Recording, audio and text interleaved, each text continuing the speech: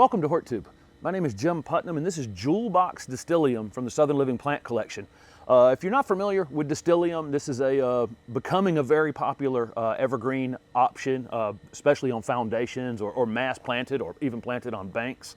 They're really fantastic evergreen shrubs that are in the witch hazel family. And so they get the little frilly maroon color flowers in like February or March right along the stems. The flowers honestly aren't that impressive on Distylium varieties. They're really just grown for this beautiful kind of blue-green evergreen foliage and this super tight compact habit, and the fact that they're disease and insect resistant, deer resistant. They'll even take wetter conditions, but they're super drought tolerant. If you have a dry area, these are super adaptable, compact growing shrubs. And like I said, they're in the witch hazel family. I'm shooting this video in front of some purple diamond loropetalum. Loropetalum's also in the witch hazel family and has the little frilly flowers as well.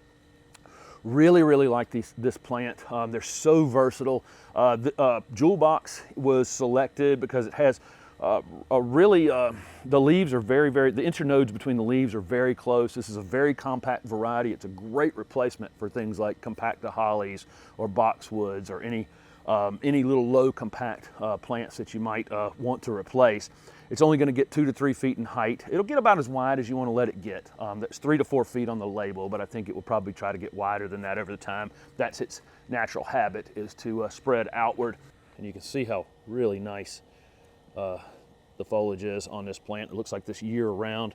These are going to be hardy in zone 7 to 9, and I think they're probably a little bit more cold hardy than that. If you're in 6B, I would definitely try to spring plant these. If you're using it as a foundation plant, I think you'd be fine with these Distylium hybrids, and they're best in full sun, maybe light shade, but definitely more compact in the more sun they're getting. These can be pruned anytime from late March right up through midsummer. If you needed to go around it, you probably won't ever have to do a lot of pruning off the top, just mainly around the outside.